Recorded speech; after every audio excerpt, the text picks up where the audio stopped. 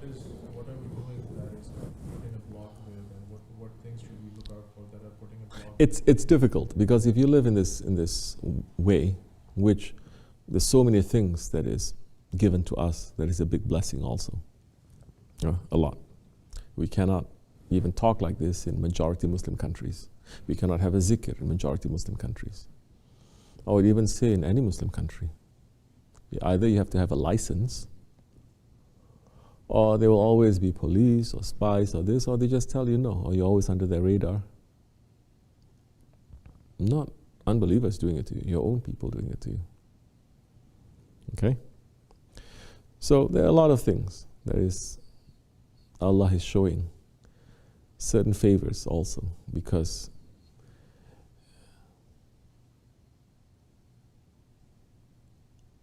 this nation is not a tyrant nation to itself.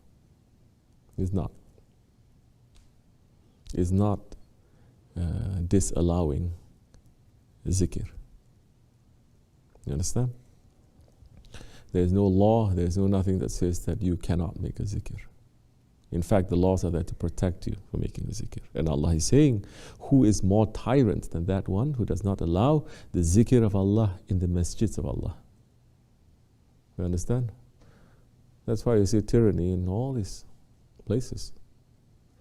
And very, very rare places in the Muslim world that they allow, not only they allow, it is normal and they promote it. Turkey is one of them.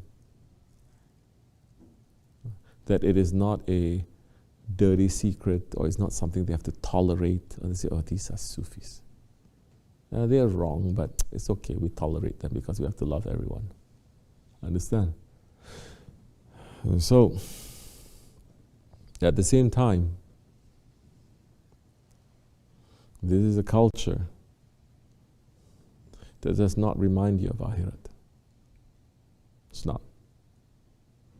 Meaning if you go to school, if you go to work, if you open up the television, social media, anything, it's not a culture that is going to point to you. If you walk in the streets, if you listen to the sounds in the streets, it's not a place where it's going to remind you of Allah or God.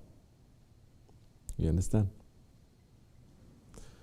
So this is a culture that makes you to what? To forget. Especially when it is based on capitalism. It's not it's a system. It wants you to forget.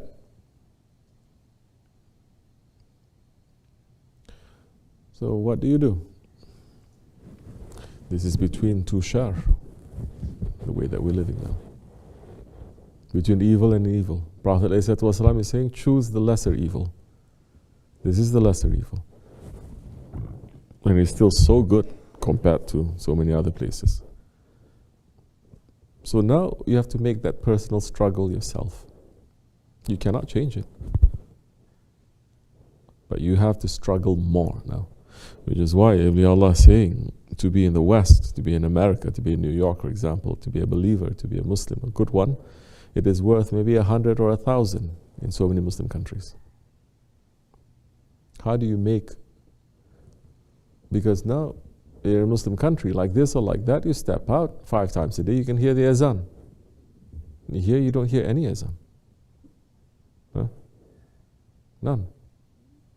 You know what a big change it makes to a person to just hear the azan 5 times a day? Huge. You're like this, or you're thinking, immediately it wakes you up. It reminds you, no?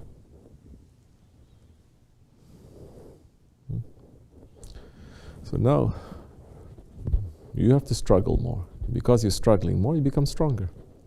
You don't give up. Then, surround yourself. Be more busy with things like this. How do I do this? How do I make this Spirit to be more present there for me, for my children? Not just for you, for the future generation. Don't just think, I fought with this one behaved like this to me, and all that kind of. You're wasting your energy on all that foolishness, you understand? Yeah. If you're busy with that, angel of death comes. That's what they will find in your heart at the moment that he takes your life. This one is busy with the husband. This one is busy with the wife. This one is busy with the children. This one is busy with eating. This one is busy with sleeping. This one is busy with wrong things. At that moment, that's what your Lord is going to be. Because your Lord is the one that is in your heart. Be careful what you put in your heart. It becomes a Lord.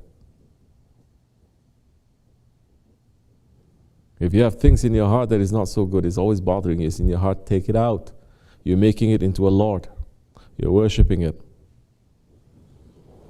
Then that time when the angel of death says, "Who is your Lord?" you will say, "My Lord is eating and drinking. My Lord is fighting. My Lord is below the belly button. My Lord is ghaflat. My Lord is weakness."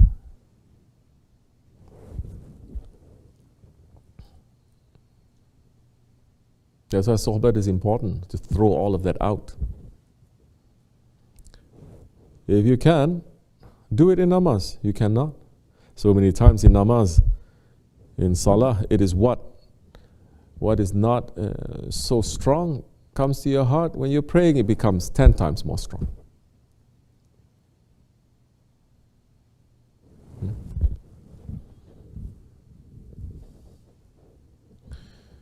There are certain things that you do, it makes you feel good. Yes.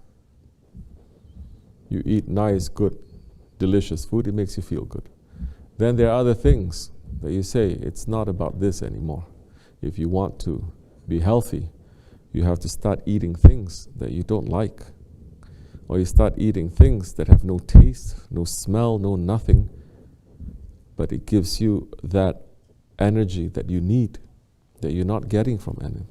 So people may, people may pray. Of course, I'm talking about 5 daily prayers. You cannot miss that. But people may pray, people may read, people may do other things. But it's just like you are just eating nice things. But maybe you have iron deficiency. Then you cannot eat now.